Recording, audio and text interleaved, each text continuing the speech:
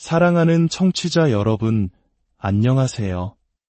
분주한 일상 속에서 우리는 아버지라는 이름의 무게와 그 진정한 의미에 대해 얼마나 깊이 생각해 볼까요? 오늘 우리는 성경을 통해 하나님께서 우리에게 보여주시는 아버지의 원형, 그리고 그 놀라운 계획에 대해 함께 나누고자 합니다. 이 귀한 말씀을 듣기 전 잠시 좋아요와 구독을 눌러주시면 이 은혜의 메시지가 더 많은 분들에게 전달되는 귀한 통로가 될 것입니다. 이 선한 일에 동참하시는 모든 분들의 삶에 주님의 평안이 함께하기를 기도합니다. 오늘의 주제는 바로 아버지를 아는 것입니다. 예수님께서 이 땅에 오신 데에는 두 가지 아주 중요한 목적이 있었습니다. 첫째는 아버지 하나님을 우리에게 보여주시기 위함이었고, 둘째는 우리를 바로 그 아버지께로 이끌기 위함이었습니다. 만약 우리의 신앙 여정에서 이 두 가지 목적이 이루어지지 않는다면 우리는 하나님께서 우리를 위해 예비하신 가장 핵심적인 축복을 놓치고 있는 것일지도 모릅니다. 예수님의 모든 사역은 철저히 아버지를 중심으로 이루어졌습니다. 이것은 우리에게 매우 중요한 교훈을 줍니다. 예수님께서는 스스로 말씀하시길, 내가 하는 일은 내 스스로 하는 것이 아니요 내 안에 거하시는 아버지께서 하시는 일이라. 내가 너희에게 이르는 말도 스스로 하는 것이 아니라 아버지께서 주신 것이라 고 하셨습니다. 그분의 모든 행동과 말씀은 오직 아버지를 가리키고 있었습니다. 단지 아버지를 보여주시는 것을 넘어 우리 한 사람 한 사람이 각자의 삶 속에서 하나님을 나의 아버지로 인격적으로 경험하고 알게 되기를 간절히 원하셨습니다. 성경 에베소서 3장 14절과 15절에는 놀라운 말씀이 기록되어 있습니다.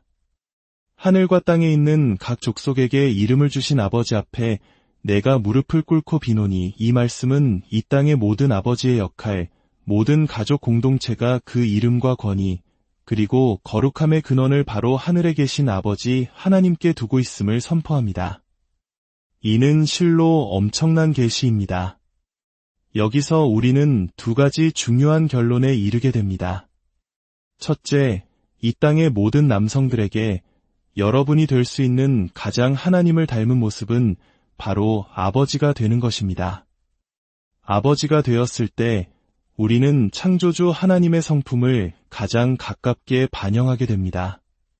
둘째, 사회를 구성하는 가장 중요하고 신성한 단위는 바로 가정이라는 사실입니다. 가정은 하늘의 질서를 이 땅에 구현하는 곳이기 때문입니다. 하늘과 땅의 모든 가족이 아버지 하나님의 이름에서 비롯되었다는 이 진리는 우리가 살아가는 이 사회와 우리 교회 공동체 모두에게 생명과도 같이 중요합니다. 한 공동체는 그 공동체를 이루는 가정들보다 더 강할 수 없습니다. 가정 생활이 무너지면 공동체 생활도 무너지고 결국에는 국가 전체가 흔들리게 됩니다. 이는 교회 안에서도 마찬가지입니다. 한 지역 교회는 궁극적으로 그 교회를 구성하는 가정들보다 더 강해질 수 없습니다. 만약 우리가 강한 교회를 세우기 원한다면 우리는 교회 안의 가정들을 강하게 세워야 합니다. 그렇게 할 때 교회의 힘은 저절로 생겨나게 될 것입니다. 오늘 저는 이 진리를 한 걸음 더 깊이 나누고자 합니다. 바로 아버지 하나님의 속성을 표현하는 인간 아버지의 역할에 대해서입니다. 어느 어린 아이의 이야기가 생각납니다. 자기 방에서 혼자 잠을 자던 아이가 어느 날 밤 무서운 천둥 번개가 치자 잠에서 깼습니다. 아이는 너무 무서워서 부모님 침실로 달려갔습니다. 부모님은 아이를 달래며 말했습니다. 괜찮아, 아가. 하나님께서 모든 것을 주관하고 계시단다. 그분이 널 지켜주실 거야. 어서 방으로 돌아가 자렴. 하지만 잠시 후 아이는 더 큰 천둥 소리에 다시 깨어 부모님에게 달려왔습니다. 부모님은 똑같이 위로했습니다. 괜찮아. 하나님이 우리와 함께 계셔. 보이지 않지만 지금 여기 계시면서 우리를 지켜보고 계신단다. 하지만 아이는 세 번째로 다시 부모님을 찾아왔습니다. 잠을 설친 부모님이 또다시 하나님이 우리를 지켜주시니 괜찮아 라고 말하자 아이는 울먹이며 이렇게 외쳤습니다. 그건 알아요. 하지만 저는 지금 살결이 있는 하나님을 원한단 말이에요. 여러분, 이 아이의 외침이야말로 인간 아버지의 존재 이유를 가장 잘 설명해 줍니다. 아버지는 바로 자녀에게 살과 피를 가진 하나님, 즉 눈에 보이는 하나님의 대리인입니다. 아버지는 그의 가정을 위한 하나님의 대표자입니다. 심리학이나 상담학을 연구하는 대부분의 전문가들은 아이가 하나님이라는 존재에 대한 최초의 인상을 자신의 아버지로부터 형성한다는 사실에 동의합니다. 이것은 우연이 아닙니다. 하나님께서 바로 그렇게 설계하셨기 때문입니다.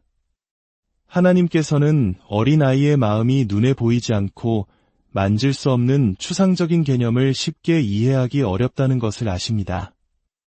그래서 하나님께서는 아버지를 통해 당신 자신을 가정에 나타내 보이기를 원하셨습니다.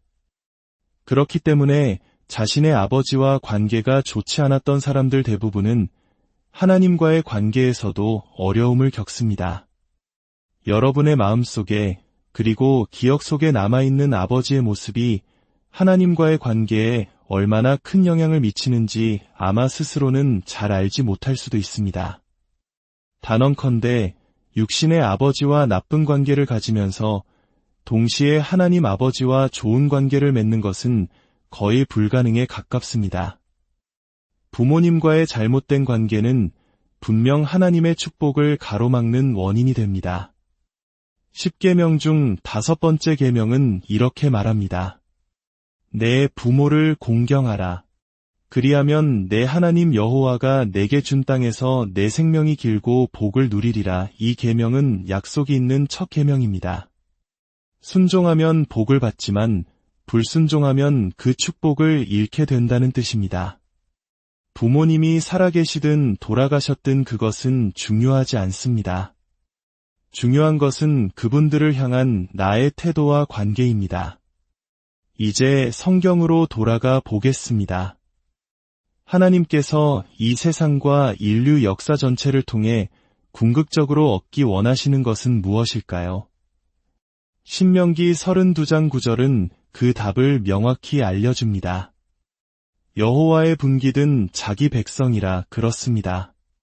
하나님의 몫은 바로 그분의 백성입니다. 인류의 모든 역사와 운명은 주님께서 자신을 위한 한 백성을 얻으시는 그 목적을 향해 나아가고 있습니다. 세상에서 가장 중요한 존재는 바로 사람입니다.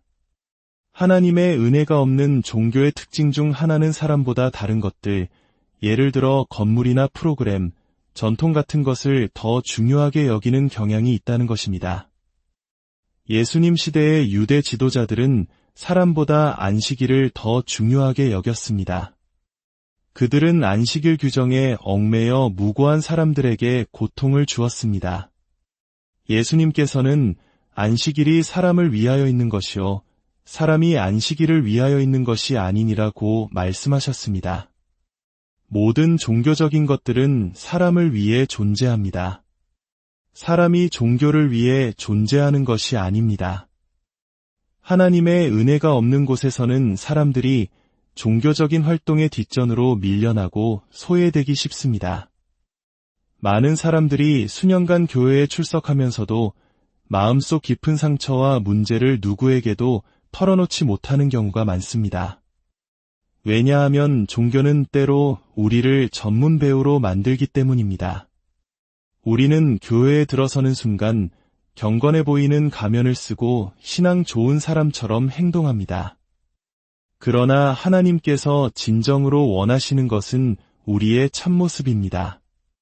구약시대에 하나님께서는 모세에게 금과 아름다운 천으로 장식된 성막을 짓게 하셨고 솔로몬 왕을 통해 인류 역사상 가장 화려한 성전을 건축하게 하셨습니다. 하지만 신약시대에 이르러 하나님께서는 훨씬 더 귀한 재료로 당신의 영원한 집을 지으십니다.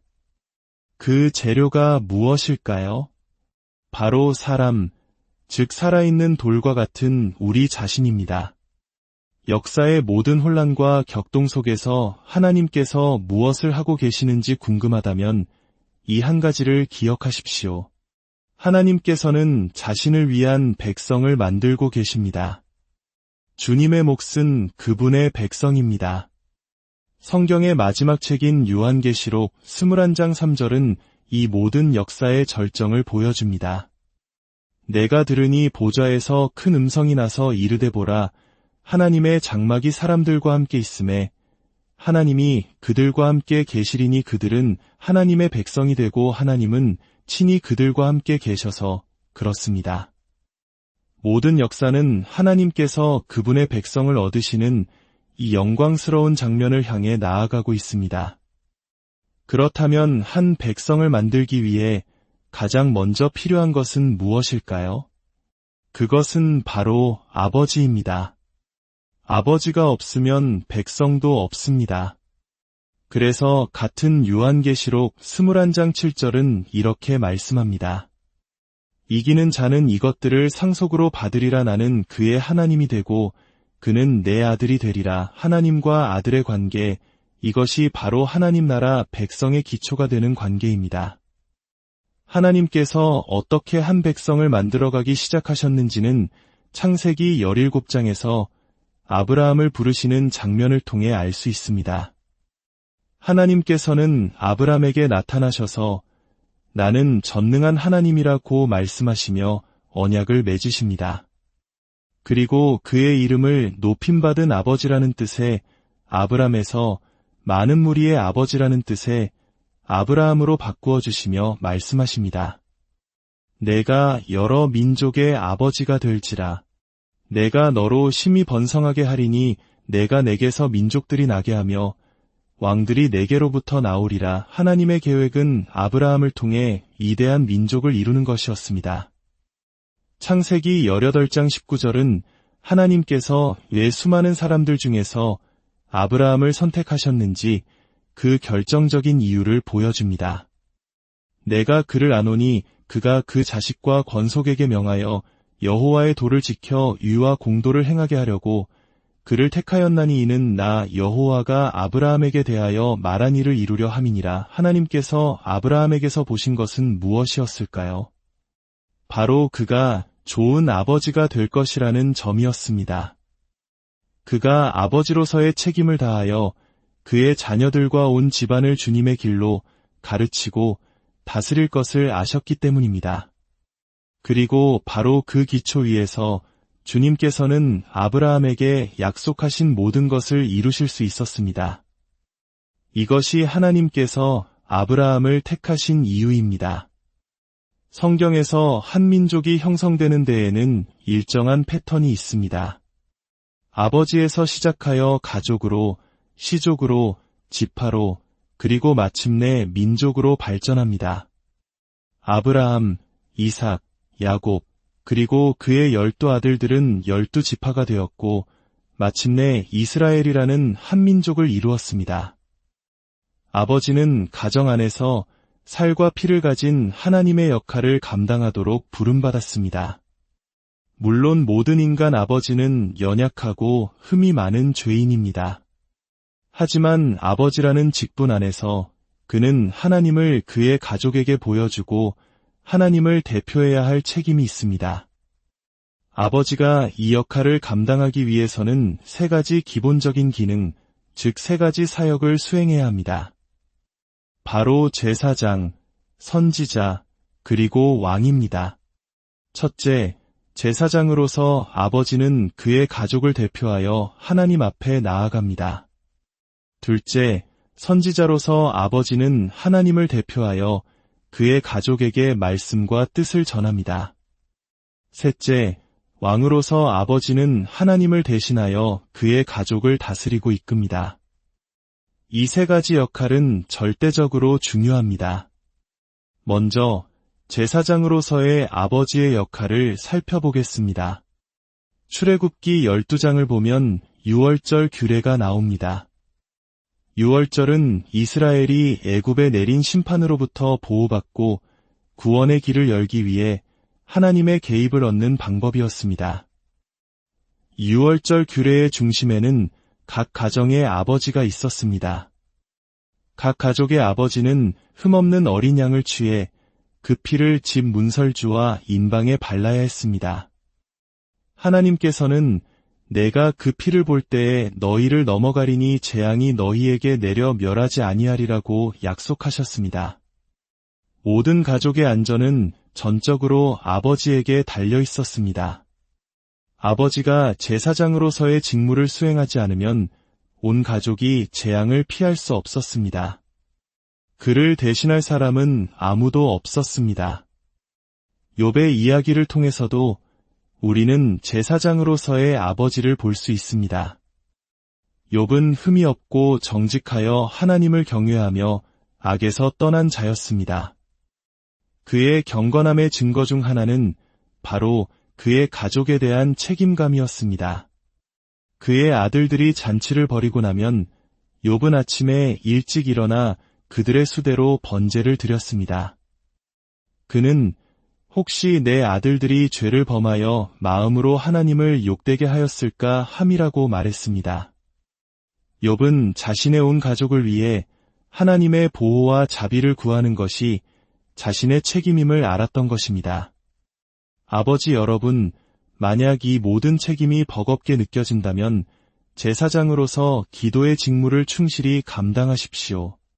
기도는 다른 두 가지 역할을 수행할 수 있는 힘을 공급해 줄 것입니다. 다음으로 선지자로서의 아버지의 역할입니다. 선지자는 하나님의 음성을 듣고 그분의 뜻에 따라 가족을 가르치고 인도하는 사람입니다. 창세기 6장에서 노아의 이야기를 볼 수 있습니다. 온 세상이 죄악으로 가득 찼을 때 하나님께서는 세상을 홍수로 심판하실 계획을 오직 노아에게만 알려주셨습니다. 하나님께서는 노아에게 방주를 만드는 구체적인 방법을 지시하셨고 때가 되자 너와 내 온 집은 방주로 들어가라. 이 세대에서 내가 내 앞에 의로움을 내가 보았음이니라 고 명령하셨습니다. 그의 온 가족을 구원할 방주를 짓도록 지시받은 사람은 바로 노아였습니다. 노아 한 사람의 의로움이 그의 온 가족을 덮었습니다. 한 아버지의 의로움이 그의 온 가족을 위해 하나님께 간구할 수 있다는 사실은 놀라운 진리입니다. 마지막으로 왕으로서의 아버지는 하나님을 대신하여 그의 가족을 다스리는 역할을 합니다. 이는 폭력적인 통치가 아니라 하나님의 사랑과 공의에 기초한 질서와 리더십을 의미합니다. 아브라함이 그의 자녀와 집안을 명하여 하나님의 도를 지키게 한 것처럼 아버지는 가정의 영적인 권위를 가지고 질서를 세우고 가족 구성원들이 올바른 길을 가도록 이끌어야 할 책임이 있습니다. 오늘 이 말씀을 듣는 모든 아버지들, 그리고 미래의 아버지가 될 분들 위해 하나님의 특별한 지혜와 능력이 함께하시기를 기도합니다. 여러분은 가정의 제사장이자 선지자, 그리고 왕입니다. 이 거룩한 부르심을 기억하며 살아갈 때 여러분의 가정은 세상의 빛과 소금이 되며 하나님의 영광을 드러내는 통로가 될 것입니다. 모든 청취자 여러분의 가정에 하나님의 사랑과 평강이 가득하게